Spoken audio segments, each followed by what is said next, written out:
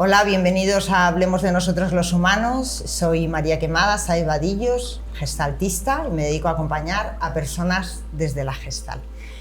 Hoy os voy a contar, así para presentaros al invitado, una pequeña historia que podría ser de tu vida, de la mía, de cualquier persona. Imaginaos una mañana cualquiera que vas a hacerte un análisis de sangre rutinario. En este caso fue en bicicleta. Nuestro invitado se hizo los análisis, volvió en bicicleta a su trabajo en el campus de la Politécnica de Madrid. 4 horas más tarde le llaman del hospital y le dicen que tiene que regresar urgentemente. Una vez allí le dejan ingresado y no le dejan ni ir a buscar su pijama. Aquí tenemos a Miguel. Bienvenido, Miguel. Hola, ¿qué tal? Os voy a presentar a Miguel. Se llama Miguel Quemada, es catedrático de la Universidad Politécnica de Madrid, especializado en el desarrollo de sistemas agrarios sostenibles. Es reconocido entre el 2% de los investigadores más influyentes en la actualidad por la Universidad de Stanford y muchas cosas más. Bueno, Miguel, ¿cómo fue ese primer impacto? Bueno, pues verdaderamente fue un momento muy difícil, porque la semana anterior habíamos estado organizando las vacaciones con mis hijas, con mi mujer, ya planificando qué vamos a hacer este verano, y de repente te dicen tienes casi 40% de células cancerígenas en la sangre, no puedes salir de aquí, estás aquí vivo de milagro, podrías caer muerto de infarto en cualquier momento con el nivel que tienes de hemoglobina, y te tienes que quedar aquí, y empezamos una quimioterapia en cuanto sea posible. Ya me encerraron en la planta de oncología y empecé todos los tratamientos para controlar el cáncer primero y después para el trasplante de médula ósea. Pero totalmente la vida me cambió en un minuto. En un minuto. Sí. Esto, el diagnóstico es leucemia mieloide aguda. Correcto. Y entonces ahí pasas a oncología, ¿no? Sí, exactamente. Y empieza, imagino, todo un proceso de ¿cuánto tiempo? Bueno, pasa a oncología y entonces lo primero es controlar la enfermedad. Porque claro, una vez detectada no se sabe cuál es la amplitud que tiene. Entonces tenía casi 40% de células cancerígenas en sangre, tienen que controlarla, porque en ese momento no se puede hacer nada. Cualquier trasplante o cualquier transfusión, las células cancerígenas atacan a las células sanas y entonces no sirve el tratamiento. Lo primero es controlar esas células cancerígenas y eso se hace a base de quimioterapia.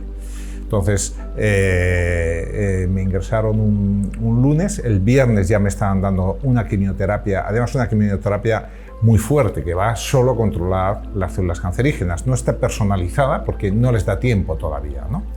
Y entonces me aislaron en una habitación donde estuve durante un mes aislado. Podía recibir algunas visitas de mi mujer, vestida, se desinfectaba y vestida con ropa quirúrgica, pero por lo demás estaba aislado en la habitación. Y el primer objetivo es controlar la enfermedad. Y durante ese periodo hay una incertidumbre enorme. O sea, verdaderamente tú preguntas a los médicos y no te dicen nada, porque no saben si hay otros órganos afectados, no saben si van a ser capaces de controlar la leucemia y entonces puede ocurrir cualquier cosa. Y de hecho ahí hubo un momento que lo pasé muy mal, es una septicemia, que es una infección bacteriana en la sangre, que ahí es, luego a posteriori ya supe que ahí es cuando estás verdaderamente entre la vida y la muerte. Y duró como una semana que lo pasé fatal, pero yo no era consciente de que estaba tan cerca de acabar. Yeah. Y ahí entonces ya, una vez que ya controlan la leucemia, que es más o menos un mes, ya controlaron hacia un nivel, pero bueno, ya la hemos controlado. Eso no quita que va a volver enseguida. Hay que me dieron un descanso, como una semana, y luego una segunda quimioterapia para asentar la primera. Y te dicen, bueno, ahora controlada, pero va a volver seguro. va a tardar 1, 2, 3 meses, va a volver seguro, y además las células cancerígenas aprenden, y entonces cuando vuelven son más agresivas y han aprendido mejor a dominar la situación. Claro, con lo cual se defienden mejor, se ¿no? defienden mejor. O atacan mejor, depende Claro. en qué lado se ponga uno. Me he puesto las del cáncer yo. Sí. Y Miguel, durante todo ese mes que estás aislado, ¿tienes como pensamientos recurrentes? O sea, ¿qué es lo que más te viene a ti a la cabeza? Porque me imagino que un mes aislado es un montón de tiempo, ¿no? Y días muy largos, mucha soledad, estar contigo mismo, con toda esa incertidumbre. ¿Qué es lo que... ¿Cuáles son los pensamientos más así recurrentes que tenías en ese momento? Lo más recurrente, bueno, la verdad es que lo más pensar en las personas que quiero, que pues incluye principalmente mi mujer, mis hijas y también mis hermanos y algún amigo. Y después entretener la mente para que sea una ayuda y no un acicate de la enfermedad, que no sea un enemigo. Entonces, ahí es donde empecé a tomar notas y a escribir. Yo pensaba que iba a ver series y películas un montón, pero la verdad es que me cansé enseguida de verlas. Y entonces sí que leía y escribía. Y eso me ayudaba enormemente. Hay gente que le puede ayudar a otra cosa, incluso dibujar. A mí escribir me ayudó muchísimo. Tomaba notas y eso de alguna forma hacía que tuviese menos presión. Esos pensamientos que iban cruzando mi cabeza, pues los liberaba de esa forma. Y durante todo ese tiempo hiciste como todo un repaso a tu vida y de cosas que te gustaría hacer o como poner lo más importante, ¿no? ¿Te pasaba eso o no? Bueno, sí, pero también era bastante benévolo conmigo, ¿eh? O sea, yo eso sí que lo vi desde el principio, que no era el momento tampoco de hacer una evaluación personal, un juicio, porque tampoco sabes cómo de bien parado vas a salir. Entonces, era benévolo conmigo. Eso también depende del carácter de la gente, pero yo prefería pensar, bueno, Miguel, ánimo, y a mí mismo me trataba bien, me trataba con cariño. Pero sí que, claro, es inevitable pensar en algunas cosas que te hubiese gustado dejar bien arregladas, bien hechas, o algunas cosas que has podido equivocarte y que estás a tiempo de enmendarlo. O sea, que tampoco es un juicio a ti mismo, pero sí el decir, oye, si hay algo que puedo hacer bien y dejarlo bien hecho, pues es el momento de hacerlo. Ahora llega un momento en todo este proceso de la enfermedad que te dicen que hay que hacer un trasplante de médula, ¿no? Entonces, antes de que te pregunte con esto, quiero leer unos datos que he sacado hoy que dice que, bueno, España dicen que es uno de los países que mayor donantes tiene de órganos en general y de médula. Dice que el año pasado se hicieron 3.717 trasplantes de médula ósea, de los cuales 1.464 con células de donantes. Y hay registrados 23.686 donantes, que es un montón. Muchos. Y luego dice que un paciente, quería contar esto por el trasplante de médula, porque me parece que es interesante saber como que no todas las personas tenemos la probabilidad de que tener un donante, ¿no? Dice que un paciente tiene la probabilidad de encontrar en su familia más inmediata un 30% tiene de probabilidades de encontrar su donante 100% compatible.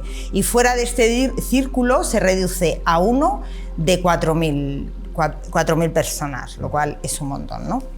Dice, bueno, hay un registro mundial de donantes, que eso sí que me gustaría compartirlo, que ya, dada la dificultad que es encontrar un compatible, se hace a nivel mundial, ¿no? Entonces, bueno, llega el momento del trasplante, que también es otro proceso, que ¿cuánto tiempo te dura eso?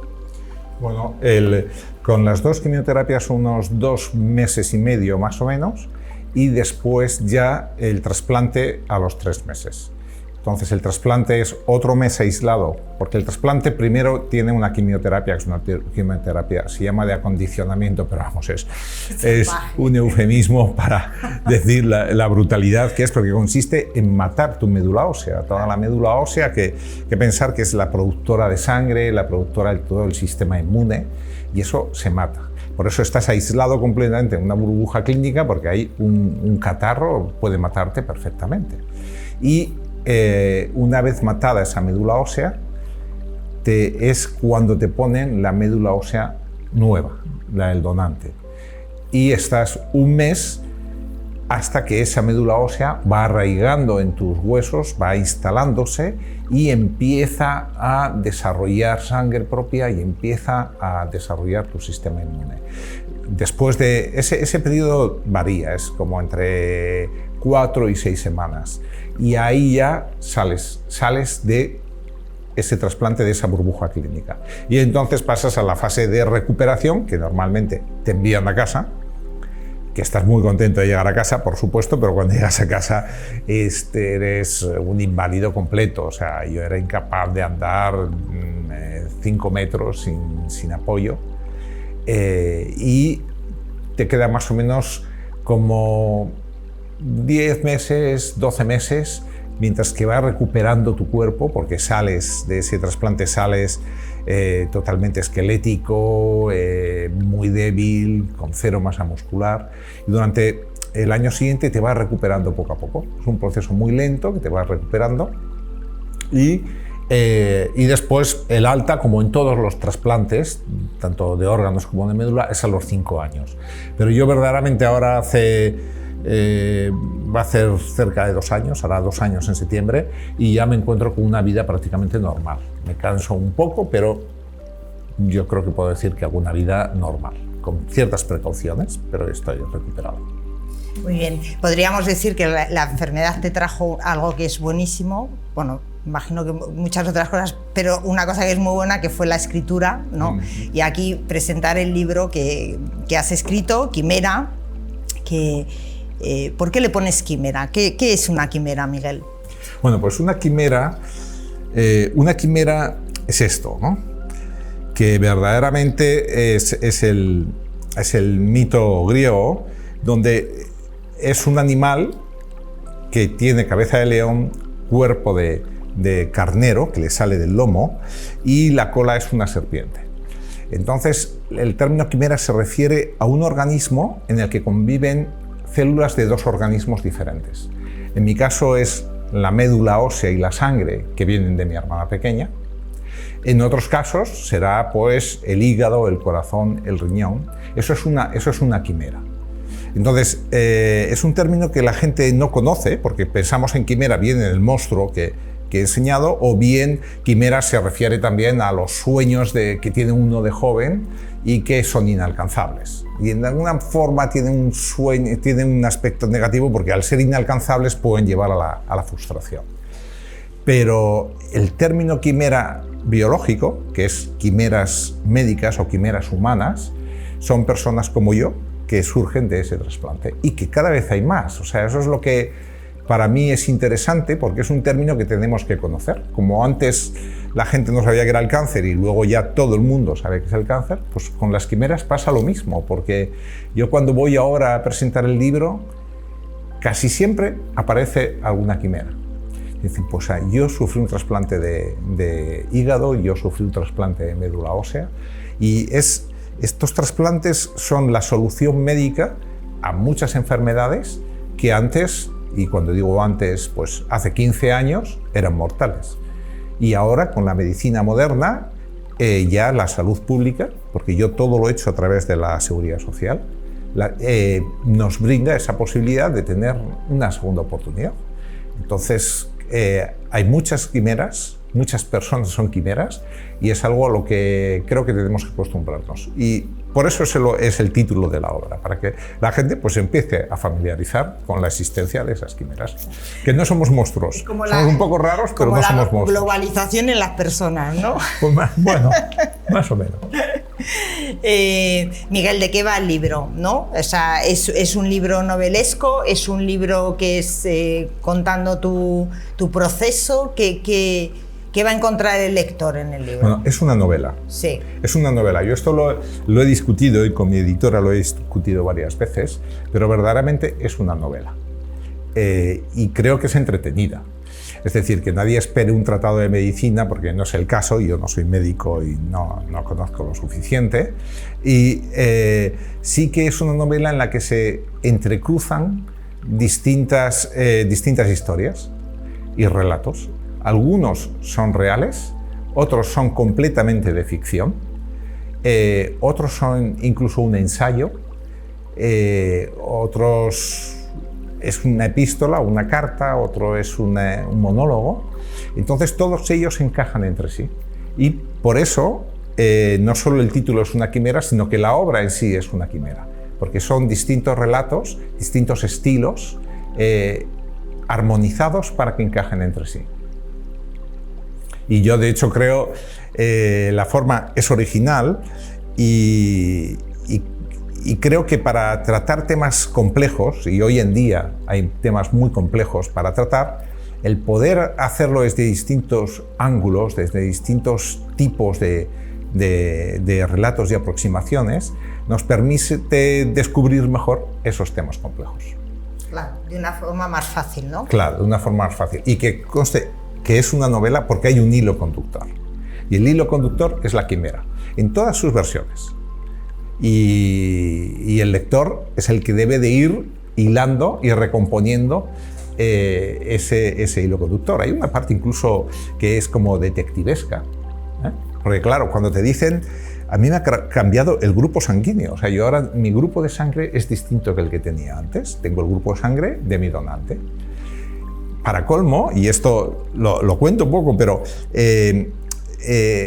mis huellas dactilares son las mismas, pero son muy finas. Fui el otro día, mi móvil ya no reconoce mi huella dactilar para abrirse, ¿no?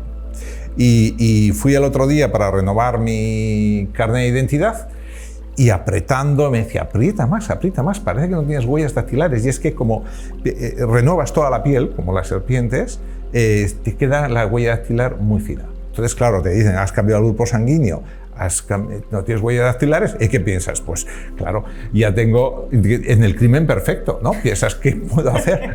Ahora, ¿a quién no se le pasa por la cabeza escribir una novela negra o un relato negro pensando en que ya tienes al asesino? Ahora, ¿cuál es el crimen que quieres cometer? Entonces, todo eso que pasó por mi cabeza en su momento está reflejado. Unas veces con más sentido del humor, otras veces más emotivas, todo mezclado, bueno, vamos a decir armonizado. Miguel, ¿qué te aporta a ti escribir este libro y qué esperas que aporte a las personas que lo leen? Bueno, a mí escribir este libro verdaderamente fue una terapia. Y el arte como terapia yo creo que es muy interesante. De hecho, si uno piensa en toda la literatura escrita en el siglo XIX por personas enfermas, tuberculosis, PACOs, bueno, yo creo que es el 90% de la literatura. Y en el 20 también bastante, porque al final en esas situaciones de enfermedad o de debilidad es como que tu sensibilidad cambia. Tienes la mente electrizada, ¿no? Y entonces son momentos que son muy intensos. Yo cuando era pequeño tenía fiebres, tenía unas anginas tremendas y tenía fiebres que deliraba y me acuerdo, tengo esos recuerdos de los delirios, los tengo tan vivos como los recuerdos reales. Entonces, todo eso yo creo que es una oportunidad para escribirlo, sino otros para pintarlo, etc. Entonces, en mi caso fue para escribirlo.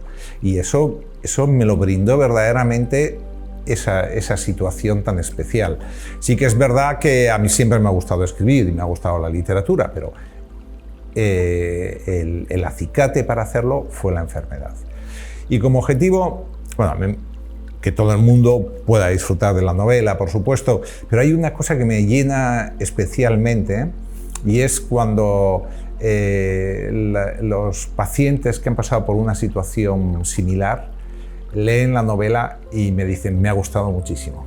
Eso me encanta, o sea, todo lo que es relacionado con temas de trasplante, cáncer, incluso los donantes, toda la gente involucrada en esta situación, el acompañante, que el acompañante es una persona fundamental, quien acompaña al enfermo, que a esa gente le llegue, le toque, me da una satisfacción tremenda. Me parece muy bonito y me da una satisfacción tremenda. Sé que no es literario, son de ningún aspecto literario, pero me enriquece enormemente.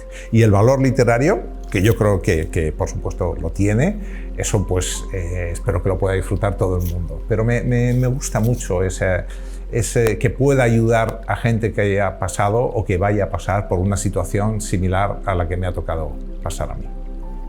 O sea, que es esperanzador, ¿no? También para muchas. Es esperanzador completamente, porque mi caso es un caso positivo. No todos los casos son positivos, hay que decirlo. Ahora, hoy en día, verdaderamente se están consiguiendo unas tasas de éxito grandísimas en los trasplantes. La medicina moderna es impresionante, ¿no? Pero es verdad que es un proceso difícil, que lo pasas mal en muchos momentos, y entonces el tener una luz de esperanza pues está muy bien, es necesario verdaderamente para poder seguir adelante. En el libro dedicas un espacio a dar las gracias a todo el equipo médico y a todo el equipo del hospital, tanto de las personas que están en la limpieza, ¿no?, como a los que te diagnostican todo. O sea, ¿cuál fue tu relación con toda esa parte y qué importancia tiene esa parte durante el transcurso de la enfermedad? Claro, bueno, yo a todo el equipo sanitario, incluyendo desde médicos, enfermeras, auxiliares, servicio de limpieza, pensar que en la burbuja clínica cuando estás, desinfectan la habitación y tu baño 2 veces al día, completamente. O sea, necesitas tener una gente totalmente entregada para eso. Si uno piensa los costes que eso supone y la dedicación que eso supone, pues es enorme. Con lo cual, sales con la sensación de que tienes una deuda hacia todas esas personas. Y hay un capítulo que efectivamente lo dedico a ese reconocimiento, porque es que es impresionante. Yo siempre digo, lo primero que habría que hacer es subir el sueldo a todos los equipos sanitarios, porque es una maravilla que en España podamos tener una seguridad social donde nos dé ese servicio. Gente que está entregada verdaderamente, porque están allí día y noche. Es impresionante el servicio que nos ofrecen, y entonces pues sales muy agradecido, por supuesto.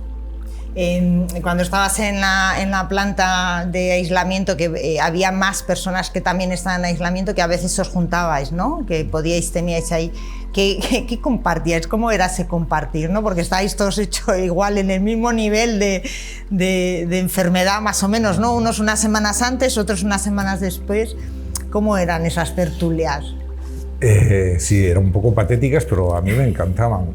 Claro. Estábamos en una... esto a mí me ocurrió en la Fundación Jiménez Díaz de Madrid, que es un muy buen hospital. Y lo que tienen es, dentro de la planta de oncología, tienen una parte separada, que es la burbuja clínica. Entonces tiene una pequeña sala en medio, donde están los servicios de enfermería y los servicios generales, y 6 pequeñas habitaciones, cada una con su cuarto de baño individual, donde están las personas que están sufriendo el trasplante.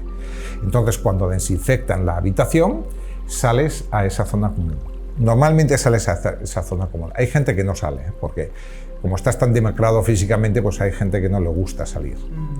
Pero nosotros nos solíamos reunir 4 y ahí vamos pues andando muy despacito desde la cama, con el nosotros le llamamos el árbol de Navidad, que es el palo que llevan del gotero, no llevas un gotero, es que llevas 4 o 5 cosas ahí colgando, las bombas peristálticas para ponerte, con el catéter, y entonces vas andando ahí como puedes, llegas, y ahí nos contábamos nuestras batallas, en qué situación estábamos cada uno. Claro, normalmente el más veterano te cuenta, sí, pues ya ahora te queda así una semana, pero luego ya mejorarás, y nos contábamos las batallas.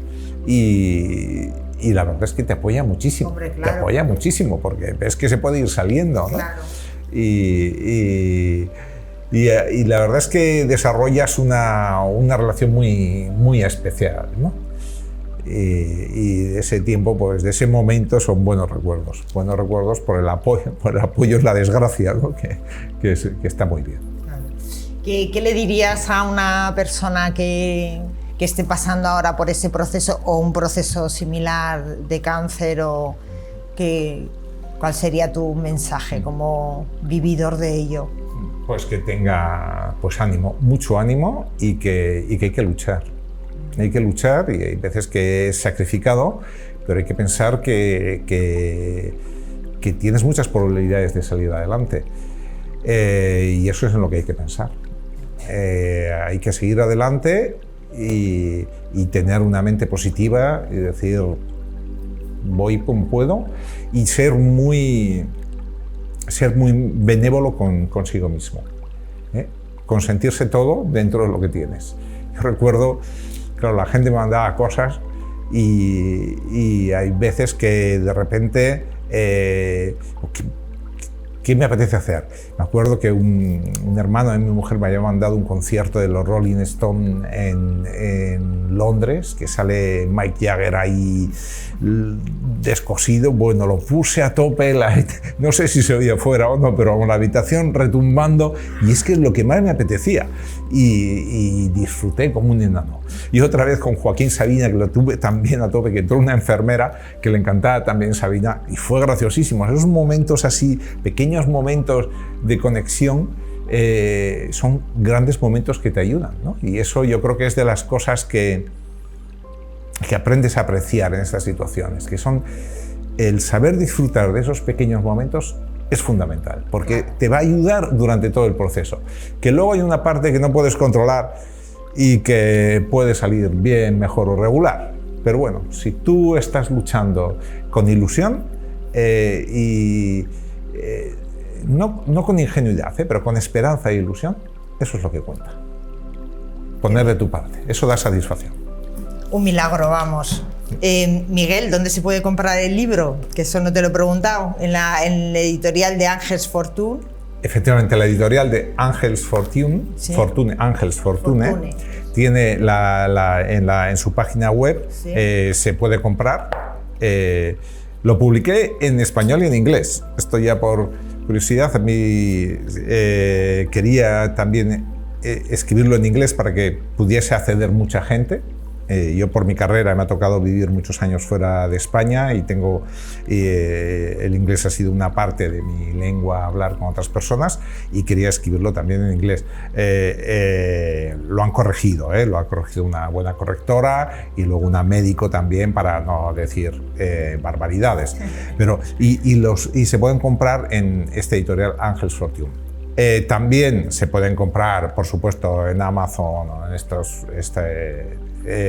servicios en la red, y luego en la librería es bajo demanda, es decir, se pide al librero y el librero te lo encarga y te lo trae.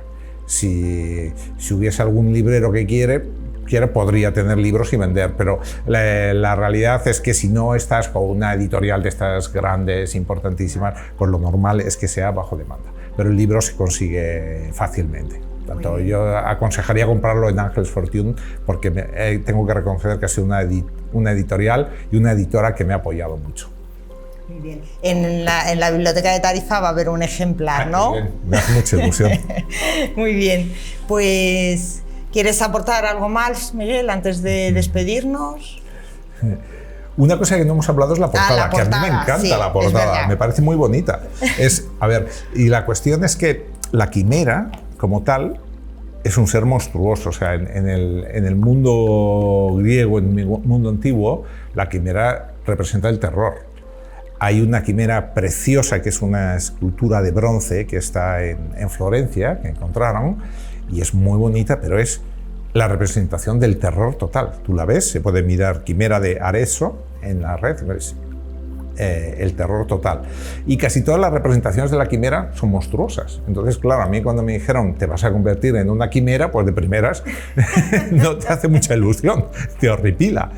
Y encontré esta quimera, que es muy bonita, que es un plato del siglo IV antes de Cristo, del sur de la Puglia, en Italia, en el sur de Italia, y está en el Museo del Louvre. Y estas navidades que estuve en París, fui al Louvre, me recorrí todas las salas de una colección que se llama Colección Campana, que es la colección más famosa de cerámica antigua. Y ya cuando pensaba que no iba a lograrlo, en la última sala encontré el plato que estaba expuesto y con mi teléfono móvil apoyado en la vitrina hice la foto y yo mismo estoy sorprendido porque yo de fotografía de la calidad, yo no, es que el Louvre tiene un catálogo donde uno puede mirar la quimera y la foto es mucho peor que la mía, lo digo por pura casualidad, porque ya digo que yo de fotografía no sé nada y salió muy bonita y yo la verdad es que creo que el efecto del libro pues es precioso. Y es una quimera, es una amable, imagen, ¿no? Amable, sí, y esperanzadora, sí, que es lo que yo quería. No un monstruo, sino algo que apetezca a uno convertirse en una quimera. Efectivamente. Muy bien. Pues nada, ¿algo más, Miguel? No, yo por mi parte... Muy bien. Si quieras preguntarme algo más. Bueno, una cosa que no me preguntas, sí, pero hemos hablado del equipo sanitario, que efectivamente hay un capítulo de agradecimiento, pero hay al menos dos cosas más muy importantes en el proceso. Una es la donante, y hay un capítulo de agradecimiento a la donante, que es un homenaje a los donantes en general. En este caso en particular es el único capítulo que lleva nombres propios de personas reales, porque he pedido permiso a la donante y me lo ha autorizado. Y animar a todo el mundo a que se haga donante de médula ósea, porque hacerse donante no supone nada. Luego, si te llaman y tienes que donar, bueno, pues hay que seguir un proceso. Pero como las probabilidades de encontrar pacientes que tengan una médula ósea compatible dentro de los familiares es baja, el que haya muchos pacientes, muchos donantes es fundamental. Y luego es una red internacional, o sea, te pueden poner un donante de Alemania, de Reino Unido, de Dinamarca. Entonces, ser donante de médula ósea en particular y de órganos en general, yo creo que es muy importante. Y el otro capítulo, que es un homenaje, es a la acompañante. En general, a todo el mundo que apoya, pero hay un acompañante directo que es fundamental. En mi caso fue mi mujer, pero el capítulo no es a mi mujer, es un capítulo general de homenaje que es con sentido del humor, porque intentándome poner en la piel de un acompañante, porque verdaderamente te aguantan momentos muy difíciles, porque te puedes poner inaguantable, puede haber momentos muy difíciles, y yo creo que además a casi todos nos toca ser acompañante en algún momento, ¿no? de tus padres, de personas queridas, y el acompañante es una persona fundamental. Por lo tanto, también hay un agradecimiento muy importante al acompañante. Que esto que decías antes de hacerse donante, que además tú puedes ser donante y que no te llamen en la vida. Claro. Porque hay tan pocas probabilidades, ¿no? Entonces yo también animo a todo el mundo a que se ponga de donante, que al final es un regalo para el que dona también. Creo que al lado tuyo había una persona que le vino la médula desde Inglaterra. Correcto. Que eso es increíble, ¿no? Sin conocer de nada a nadie, claro, hasta desde otro país le llega la médula y eso es lo que le dio el trasplante 100% compatible. Claro, eso como el ser humano, ¿no? Que tengas un compatible 100% en Inglaterra y no lo conoces de nada, es que sí, es increíble. Y luego es anónimo, o sea que nunca vas a saber de dónde te viene esa médula. Pero esto que comentas sí que está bien, porque hay una parte en el libro que yo le doy ese concepto a quimera, hacerlo más universal todavía, fuera de la medicina. O sea, verdaderamente las quimeras son situaciones inestables, sociedades inestables, donde pueden solucionar problemas que a simple vista son complejos e imposibles de solucionar. Pero si se hace con un apoyo racional, se puede conseguir el que sean viables, ¿no? Y en ese sentido, yo cuando estuve ingresado, pues estaba en la guerra de Ucrania, te empezaba a tener el problema de gafas, son cosas que te hacen pensar, el ser humano es desastroso, o sea, es que somos el peor enemigo para el ser humano posible, ¿no?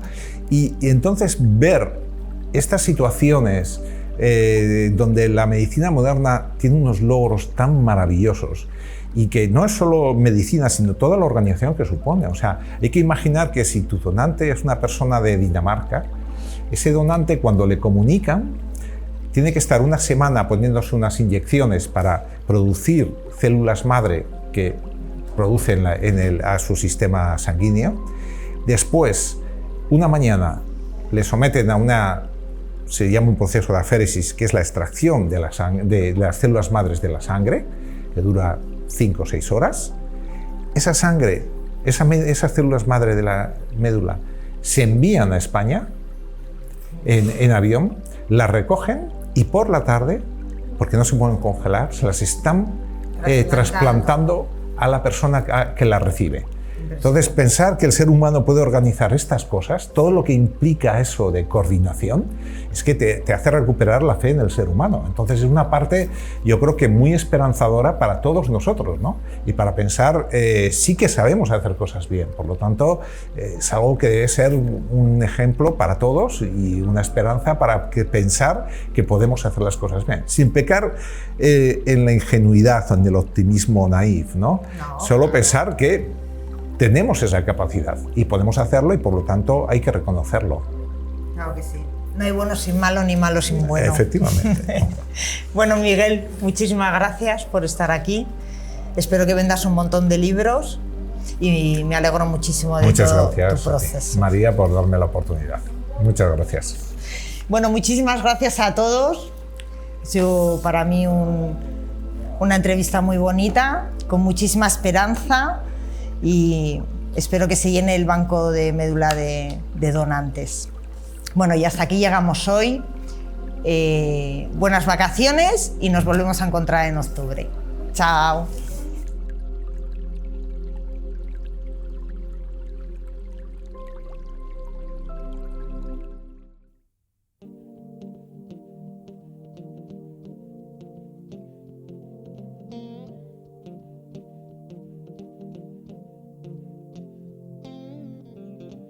Comme si je n'existais pas. Elle est passée à côté de moi, sans un regard, reine de Saba. J'ai dit Aïcha, prends, tout est pour toi. Voici les perles, les bijoux, aussi au retour de ton cou, les fruits bien mûrs au goût de miel. Ma vie, Aïcha, si tu m'aimes, j'irai où ton souffle nous mène, dans les pays d'ivoire et d'ébène. J'effacerai tes larmes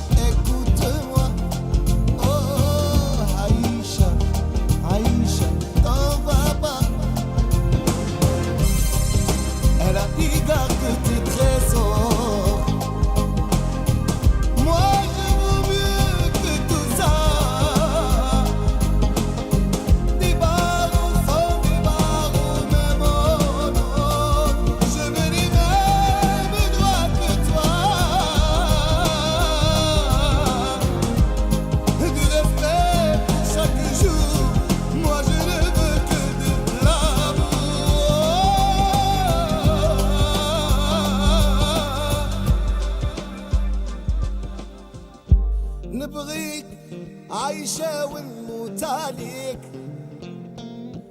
هادي زيت حياتي وحبي، انتي عمري وانتي حياتي. تمنيت نعيش معك غير انتي. عايشة عايشة هيك وتموت. عايشة عايشة أنا نبغيك. عايشة عايشة طبابا. عايشة عايشة ونموت عليك. عايشة عايشة غير بابا.